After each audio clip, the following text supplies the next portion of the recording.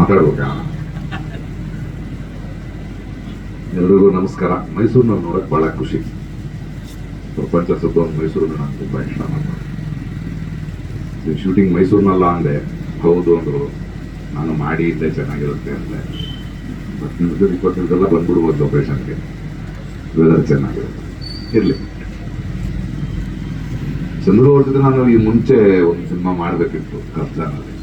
ಹಲವಾರು ಕಾರಣಾಂತರಗಳಿಂದ ನನ್ನ ಸ್ವಲ್ಪ ಡೇಟ್ಗಳು ಬೇರೆ ಬೇರೆ ಪ್ರಾಜೆಕ್ಟ್ಸ್ ಅಂತ ಮಾಡೋಕ್ಕಾಗಿರಲಿಲ್ಲ. ಇನ್ನೂ ಬೇಜಾರು ಅವ್ರಿಗೆ ಇನ್ನೂ ಇದೆ. ಅದು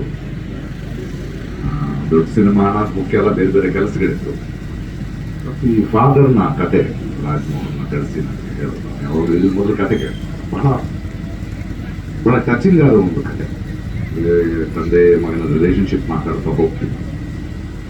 ಆದರೆ ಆ ಕತೆ ಕಟ್ಟಿರುವ ಮತ್ತು ಅದರಲ್ಲಿರುವ ಒಂದು ಪರಿಸ್ಥಿತಿಗಳೇನಿದೆ, ಅದರ ಸಂಬಂಧಗಳೇನಿದೆ, ತಂದೆ ಮಗನ ಪ್ರೀತಿಗಿಂತ ಅವರ ಜೀವನದಲ್ಲಿ ಎದುರುಕೊಳ್ಳುವ ಸನ್ನಿವೇಶಗಳಿಂದ ಆ ಪ್ರೀತಿ ಒಂದು ಪರೀಕ್ಷಿಸಲ್ಪಡುತ್ತಲ್ವ, ಅದು ಒಂದು ಬಹಳ ಬ್ಯೂಟಿಫುಲ್ ಆಗುವಂಥ ಕತೆ. ಅದು ಕೃಷ್ಣ ಅವರ ಪಾತ್ರವನ್ನು ನೋಡಿದಾಗ ಇವತ್ತಿನ ಯುವಕರ ಕಥೆ ಆಗಿದೆ. ಅದು ನನ್ನ ಪಾತ್ರವನ್ನು ನೋಡಿದಾಗ ಇವತ್ತಿನ ತಂದೆಯವರ ಕಥೆ ಆಗಿದೆ. ಅದು ಎಲ್ರಿಗೂ ಅವರವ್ರದೇ ಆದ ಕಾರಣಗಳಿವೆ ಹಾಗಿರೋದಕ್ಕೆ. ಅಷ್ಟು ಯಾವುದರಿಂದ ನಾವು ತಳ್ಳಲ್ಪಡ್ತೀವಿ, ಬೆಳೆಸಲ್ಪಡ್ತೀವಿ ಅಂತ ಬಹಳ ಬ್ಯೂಟಿಫುಲ್ ಆದ ಒಂದು ಕತೆ. ನನಗೆ ಇದರ ಕಥೆಗಳಂದ್ರೆ ತುಂಬಾ ಇಷ್ಟ.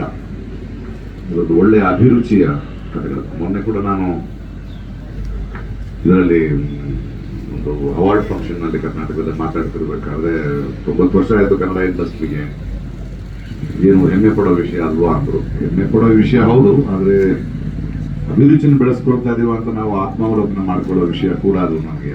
ಅದು ಬರೀ ಸಿನಿಮಾ ರಂಗದವರಲ್ಲ, ಪ್ರೇಕ್ಷಕರು ಕೂಡ. ಪ್ಯಾನ್ ಇಂಡಿಯನ್ ಸಿನಿಮಾಗಳಾಗಿವೆ, ಹಣದ ವ್ಯಾಪಾರದಲ್ಲಿ ಬಹಳ ಬೆಳೆದಿದ್ದೀವಿ. ಅಷ್ಟು ದಿನ ನಾವಿನ್ನೂ ಪುಟ್ಟಣ್ಣ ಕಣಗಲ್ಲು, ಭಗವಾನ್ ಅವರು, ಅಪ್ಪಾಜಿ ಅಂತಾನೋ, ಬಂಗಾರದ ಮನುಷ್ಯನ ಮಾತಾಡ್ತಾ ಕೂತ್ಕೊಳ್ತೀವಿ. ಅದೇ ಒಂದು ಅಭಿರುಚಿಗಳನ್ನ ಕೂಡ ಬೆಳೆಸ್ಕೊಳ್ತಿದೀವಿ ಆ ಒಳ್ಳೆಯ ಸಿನಿಮಾಗಳನ್ನ ಮಾಡ್ತಾ. ಆ ನಿಟ್ಟಿನಲ್ಲಿ ನೋಡಿದಾಗ ನನಗೆ ಈ ಕತೆ ಬಹಳ ಮುಖ್ಯವಾದ ಕತೆ ಆಗುತ್ತೆ. ಅಂಡ್ ನಾನು ಸುಮಾರು 26 ಸಿನಿಮಾಗಳನ್ನ 25 ಸಿನಿಮಾಗಳನ್ನ ಪ್ರೊಡ್ಯೂಸ್ ಮಾಡಿದ್ದೀನಿ, ನಾನು ನಿರ್ದೇಶನ ಮಾಡಿದ್ದೀನಿ. ಆದರೆ ಇವತ್ತಿನ ಕನ್ನಡದ ಚಿತ್ರರಂಗದ ಪರಿಸ್ಥಿತಿಯಲ್ಲಿ ಒಂದು 5-6 ಸಿನಿಮಾಗಳನ್ನು ನಾನು ನಿರ್ಮಾಣ ಮಾಡ್ತೇನೆ. ಬೇರೆ ಬೇರೆ ಕಥೆಗಳು, ಬೇರೆ ಬೇರೆ ಜಾನರ್ಗಳನ್ನ ಮಾಡಬೇಕು. ಒಬ್ಬ ಪ್ರೊಡ್ಯೂಸರ್ ಬರೋದು ಬಹಳ ದೊಡ್ಡ ಆರೋಗ್ಯದ ಒಂದು ಬೆಳವಣಿಗೆ ಅಂತ ಅನಿಸ್ತದೆ. ಅಂದರೆ ಒಂದು ಸಿನಿಮಾ ಅಂದ್ರೆ ಒಂದು 300-400 ಜನ ಕೆಲಸ ಮಾಡ್ತಿರ್ತಿಲ್ವ ಅಲ್ಲ, ಒಂದು 5 ಸಿನಿಮಾ ಅಂತಂದ್ರೆ ಸ್ಪ್ಯಾನೇ ಬಹಳ ಇಂಟ್ರೆಸ್ಟಿಂಗ್. ಅಂಡ್ ಬೇರೆ ಬೇರೆ ಕಥೆಗಳನ್ನು ಸುಮ್ಮನೆ ಹಂಗೆ ಕೇಳಿದೆ. ಎಲ್ಲದರಲ್ಲೂ ಕೂಡ ಅಭಿರುಚಿ ಕಾಣಿಸ್ತಾ ಇದೆ. ಬೇರೆ ಬೇರೆ ಬೇರೆ ಬೇರೆ ಬೇರೆ ಬೇರೆ ನಿರ್ದೇಶಕರು, ಬೇರೆ ಬೇರೆ ಆಲೋಚನೆಗಳು, ಬಹಳ ದೊಡ್ಡ ವಿಷಯ. ಇವತ್ತು ಒಂದು ಸಿನಿಮಾ ಮಾಡೋದೇ ಇಂಥ ಕಷ್ಟದಲ್ಲಿದ್ದಾಗ ಅದಕ್ಕೆಲ್ಲ ನಾನು ಕಂಟಿನ್ಯೂಸ್ ಆಗಿ ಮಾಡ್ತಾ ಹೋಗ್ತೇನೆ. I am going to be as a producer. Balance sheet ಆಮೇಲೆ ನೋಡ್ತೀನಿ ನಾನು ಅನ್ನೋದಿದೆಯಲ್ಲ, ಅದು ಬಹಳ ಬಹಳ ದೊಡ್ಡ ಗುಣ. ಅದು ಆ ಥರದ ಒಂದು ಉತ್ಸಾಹ, ಪ್ರೋತ್ಸಾಹ ಇವತ್ತು ಸಿನಿಮಾ ಇಂಡಸ್ಟ್ರಿಗೆ ಬೇಕಾಗಿದೆ. ನಿಜ ಕೂಡ ಬೆಂಗಳೂರಿನಲ್ಲಿ ನೋಡಿದ್ರೆ ಕನ್ನಡ ಸಿನಿಮಾಗಳ ಶೂಟಿಂಗ್ಗಳು ಕಮ್ಮಿ ಆಗ್ಬಿಟ್ಟಿದೆ ಸರ್. ನಮಗೆ ಏನ್ ಮಾಡೋದು, ಒಂದು ಸಿನಿಮಾ ಅಂದ್ರೆ ಬರೀ ಒಬ್ಬ ನಟ ಮತ್ತು ನಿರ್ದೇಶಕಂದಲ್ಲ, ಅದ್ರ ಚಿಕ್ಕ ಒಂದು ಕುಟುಂಬ ಇದೆ, ವರ್ಕರ್ಸ್ಗಳಿದ್ದಾರೆ, ಮತ್ತೆ ಏನೋ ಕೆಲಸ ನಡೀತಾ ಇರಬೇಕು. ಸೊ ಆ ನಿಟ್ಟಿನಲ್ಲಿ ಇದು ಬಹಳ ದೊಡ್ಡ ವಿಷಯ. ನಾವು ಪತ್ರಿಕೋದ್ಯಮದಲ್ಲಿರೋರಿರ್ಬೋದು, ಪ್ರೇಕ್ಷಕರಿರ್ಬೋದು, ಈ ತರದ ಪ್ರಯತ್ನಗಳ ಪರವಾಗಿ ನಿಂತ್ಕೊಳ್ಳೋದು ಬಹಳ ಮುಖ್ಯ ಅನ್ಸುತ್ತೆ. ಆ ನಿಟ್ಟಿನಲ್ಲಿ ನನಗೆ ಈ 5 ವರ್ಷ ಒಂದು ಸಿನಿಮಾದಲ್ಲಿ ರೋಲ್ ಕೊಟ್ಟಿದ್ದಾರೆ, ಇನ್ನೊಂದು 2 ಸಿನಿಮಾ ಕೊಡ್ತಾರೆ. ಬಟ್ ನನಗೆ ಈ ಐಡಿಯಾ ತುಂಬಾ ಇಷ್ಟ ಆಯ್ತು, ಆ ಕ್ಲಾರಿಟಿ ತುಂಬಾ ಇಷ್ಟ ಆಯ್ತು. ಆಗ್ಲಿ ಅಂದ್ರೆ ಒಂದು ಇಡೀ ವರ್ಷ ಬೇರೆ ಯಾವುದು ಯೋಚನೆ ಮಾಡಿದೆ, ಸಿನಿಮಾಗಳೇ ಮಾಡ್ತಾ ಇರ್ತೀನಿ ಅನ್ನೋದಿದೆಯಲ್ಲ, ಅದು ಒಂದು ಸಿನಿಮಾ ಅಲ್ವಲ್ಲ. ಏಕಕಾಲದಲ್ಲಿ 5 ಸಿನಿಮಾಗಳ ಬಗ್ಗೆ ಯೋಚನೆ ಮಾಡಬೇಕು, 5 ಸೆಟ್ ಆಫ್ ಆಕ್ಟರ್ಸ್ ಜೊತೆ ಮಾಡಬೇಕು, 5 ನಿರ್ದೇಶಕರ ಜೊತೆ ಮಾಡಬೇಕು. ಇತ್ತೀಚೆಗೆ ಯಾವ್ದೋ ಕತೆ ಹೇಳಿದ್ರೆ ನನ್ನೊಂದು ಕತೆ ಇತ್ತು, ನಾನು ಮಾಡಬೇಕು ಅನ್ಕೊಂಡಿದ್ದೀನಿ. ಒಂದು ನಾನೇ ಮಾಡ್ತೀನಿ ಅಂತ ಕೂತಿದ್ದಾರೆ. ಸರಿ, ಅದಾಗ ಮಾತಾಡ್ಕೊಳ್ಳೋಣ, ಆಮೇಲೆ ಡಿಸೈಡ್ ಮಾಡೋಣ. ಸೊ ಇದು ಬಹಳ ಆರೋಗ್ಯಕರವಾದ ಬೆಳವಣಿಗೆ. ಕತೆ ಬಹಳ ಚೆನ್ನಾಗಿದೆ. ನನ್ನ ಅನುಭವಕ್ಕೆ, ನನ್ನ ಗ್ರಹಿಕೆಗೆ ನಿರ್ದೇಶಕರು ಬಹಳ ಇಂಟ್ರೆಸ್ಟಿಂಗ್ ಅದ. I am like the cameraman. ಮತ್ತೆ ಮೊದಲನೇ ಸಲ ನಾನು ಕೆಲಸ ಮಾಡ್ತಾ ಇದ್ದೆ, ಮುಂಚೆ ಮಾಡಿದ್ದಿಲ್ಲ ನಾವು. But there is one lensing ನಲ್ಲಿರ್ಬೋದು ಅಥವಾ ಒಂದು ಲೈಟಿಂಗ್ ನಲ್ಲಿರ್ಬೋದು, ಒಂದು ತುಂಬಾ ಪ್ರಬುದ್ಧತೆ ಇದೆ ಅದನ್ನ ಶೂಟ್ ಮಾಡಿ. ಈ ಸಿನಿಮಾಗೆ ಹೆಂಗ್ ಶೂಟ್ ಮಾಡಬೇಕು ಅನ್ನೋ ಒಂದು ಪ್ರಬುದ್ಧತೆಯನ್ನು ನೋಡ್ತಾ ಇದ್ದೀನಿ. ಬರೀ ಅಬ್ಸರ್ವ್ ಮಾಡ್ತಾ ಇದ್ದೀನಿ ನಾನು ಅದನ್ನ. ಸ್ವಲ್ಪ ಟೈಮ್ ತಗೊಂಡು ನನಗೆ ಯಾಕೆ ಕಾರಣ ಅಂತ ನನಗೆ ಗೊತ್ತಾಗುತ್ತೆ ಸಾಕಷ್ಟು ಸಿನಿಮಾಗಳು ಮಾಡೋದ್ರಿಂದ. ಕೃಷ್ಣ, ಮಗು, ಹೀಗೆ ಇಂಟ್ರೆಸ್ಟಿಂಗ್ ಯಂಗ್ಸ್ಟರ್ಸ್ ತುಂಬಾ ಬೆಳೆಯೋ ಹಂತದಲ್ಲಿದ್ದಾರೆ. ಅವ್ರು ತುಂಬಾ ದೊಡ್ಡವ್ರ ನಾನು ನೋಡ್ತಾರೆ, ಹಾಗೆ ನೋಡಬೇಡಿ ಅಂತ ಹೇಳ್ತೀನಿ ನಾನು.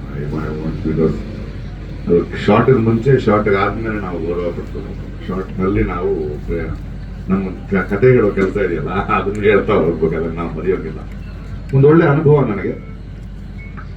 ಮತ್ತು ಕನ್ನಡ ಸಿನಿಮಾ ಮೈಸೂರಿನಲ್ಲಿ ಕನ್ನಡ ಕೇಳಿಕೊಂಡು ಪಕ್ಕದಲ್ಲೇ ಪಟ್ಟಣದಲ್ಲಿ ಮನೆ ಚೆನ್ನಾಗಿದೆ, ಸಂತೋಷವಾಗಿದ್ದೀನಿ. ಒಳ್ಳೇದಾಗ್ಲಿ ಚಂದ್ರು ಅವರಿಗೆ. ನಿಮ್ಮ ಪರವಾಗಿ, ನಿಮ್ಮ ಬೆಂಬಲವಾಗಿ ನಾವು ನಿಲ್ತೇವೆ. ಅದು ಒಂದು ಸಿನಿಮಾ ಅಂತಲ್ಲ, ಈ ಥರದ ಒಂದು ಪ್ರಯತ್ನಕ್ಕೆ ಬೆಂಬಲವಾಗಿ ನಿಲ್ಲೋದು ಬಹಳ ಮುಖ್ಯ. ಮಾಧ್ಯಮದವರು ಯಾವಾಗಲೂ, ಕನ್ನಡದ ಮಾಧ್ಯಮದವರು ಅದನ್ನ ಸಪೋರ್ಟ್ ಮಾಡ್ತಾ ಬಂದಿದ್ದಾರೆ, ಸಿನಿಮಾವನ್ನ ಸಪೋರ್ಟ್ ಮಾಡೋದು. ಇಷ್ಟು ದೊಡ್ಡ ಸಂಖ್ಯೆಯಲ್ಲಿ ಬರ್ತಾ ಇದ್ದಾರೆ ಅಂದ್ರೆ ಅದು ಅವ್ರಿಗಿರುವಂಥ ಪ್ರೀತಿ, ನಿಮ್ಮ ಮೇಲಿರುವಂಥ ಒಂದು ವಿಶ್ವಾಸ, ನಮ್ಮೆಲ್ಲರ ಮೇಲಿರುವಂಥ ಪ್ರೀತಿ. ನಾನು ಬಹಳ ವರ್ಷಗಳಿಂದ ಗೊತ್ತು ಎಲ್ಲರೂ, ಅದಕ್ಕೆ ಬಂದ ಮುಂದೆ ಕೂತ್ಕೊಂಡು ಮಾತಾಡ್ತಾ ಇರ್ತೀನಿ ಪರ್ಸನಲ್ ಆಗಿ. ಯಾಕಂದ್ರೆ ಈ ಮಾಧ್ಯಮ ಜೊತೆ ನಾನು ಆಫ್ ದ ರೆಕಾರ್ಡ್ ಮಾತಾಡ್ಬೋದು. ನಾನು ನಂಬಿಕೆ ನಮ್ಮಿಬ್ಬರ ಮಧ್ಯೆ ಇದೆ. ನಾವು ಇದ್ರ ಮೇಲೆ ಮಾತಾಡ್ಕೊಂಡು ಆಫ್ ದ ರೆಕಾರ್ಡ್ ಮಾತಾಡ್ತಾ ಇರ್ತೀವಿ, ಏನೇನೋ ಮಾತಾಡ್ತಿರ್ತೀವಿ. ಅದು ಗೊತ್ತು ನಮಗೆ, ಯಾಕಂದ್ರೆ ಅಷ್ಟು ದೊಡ್ಡ ದೂರದ ಸಂಬಂಧ ನಮಗೆ. ಅಂಡ್ ಒಳ್ಳೇದಾಗ್ಲಿ, ಎಲ್ಲರೂ ಸೇರಿ ಒಂದು ಒಳ್ಳೆಯ ವಾತಾವರಣವನ್ನ ಸೃಷ್ಟಿ ಆಗುತ್ತಾ ಇದೆ. ಆ ಸೃಷ್ಟಿಗೆ ನಾವು ಕೂಡ ಕಾರಣರಾಗ್ತಾ, ಪೂರಕರಾಗ್ತಾ ಹೋಗೋಣ. ಇನ್ನು ಪ್ರಶ್ನೆಗಳು, ನನ್ನ ಉತ್ತರಗಳು. ಸೊ ಹೇಳಿ.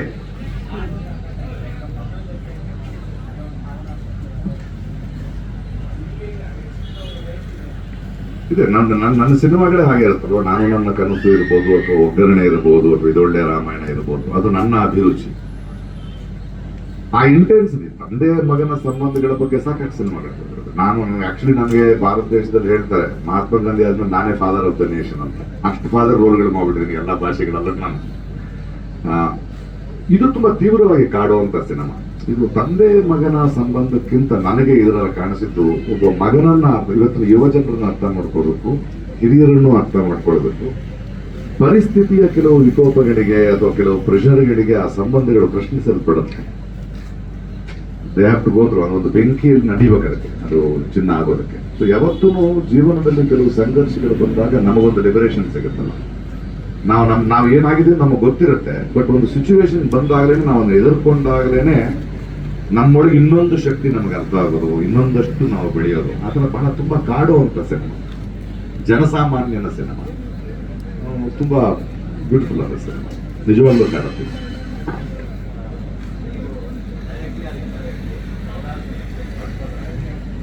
ಗಾಡ್ ಫಾದರ್ನ ಅಂಡರ್ ವರ್ಲ್ಡ್ ಡಾನ್ ಕಣ.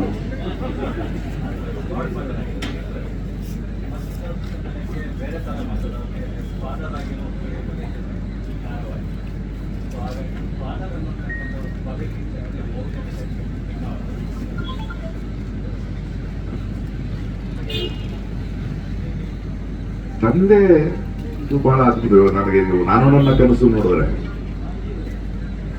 ನಾನು ನನ್ನ ಕನಸು ಅಂತ ಒಂದು ಸಿನಿಮಾ ನೋಡಿದ್ರೆ, ಒಬ್ಬ ಗಂಡಸು ತಂದೆ ಆಗ್ತಾನ. ಮಗಳು ಹುಟ್ಟೋ ತನಕ ಅವನ ಗಂಡ ಆಗಿದ್ದ. ಮಕ್ಕಳು ಹುಟ್ಟಿದ್ಮೇಲೆ ಅಪ್ಪ ಅನ್ನೋ ಸ್ಥಿತಿ, ಅಂದ್ರೆ ಅಪ್ಪನಿಗೂ ಮಕ್ಕಳಿಗೂ ಒಂದೇ ವಯಸ್ಸು ಹೋಗ್ತದೆ. ಇವನ ಅಪ್ಪ ಆಗಿದ್ದಕ್ಕೂ ಮಕ್ಕಳಾಗಿದ್ದಕ್ಕೂ ಒಂದೇ ವಯಸ್ಸು.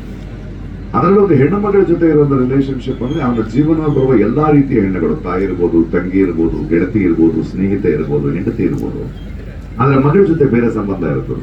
ಅಂದ್ರೆ ಎಲ್ಲವನ್ನ ಬೆಳೆಸಿ ಯಾವುದನ್ನು ಎದುರು ನೋಡದೆ ಬಿಟ್ಕೊಡು, ಒಂದು ಫ್ಲೂಟಿನ ಮೇಲೆ.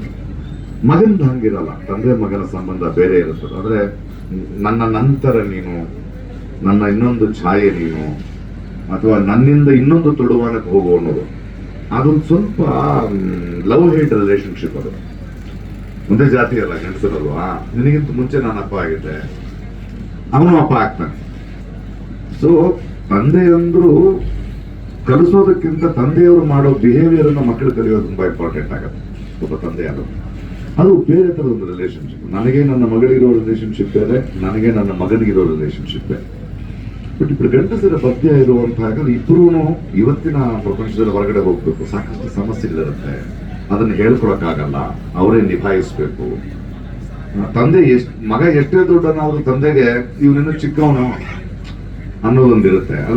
ಅವನದೇ ಆದ ನಿರ್ಧಾರಗಳಿರುತ್ತೆ, ಅದನ್ನು ಒಪ್ಕೊಳ್ಬೇಕಾಗತ್ತೆ. ತಂದೆ ಅವನು ನಾನು ಇಷ್ಟು ಮಾಡಿದೆ, ನೀನ್ ನನಗೇನು ವಾಪಸ್ ಕೊಡ್ತೀಯ ಅನ್ನೋದಕ್ಕಿಂತ ಅವನನ್ನು ಅರ್ಥ. ಈ ಕಥೆಯಲ್ಲಿ ಎರಡೂ ನಡೆಯುತ್ತೆ.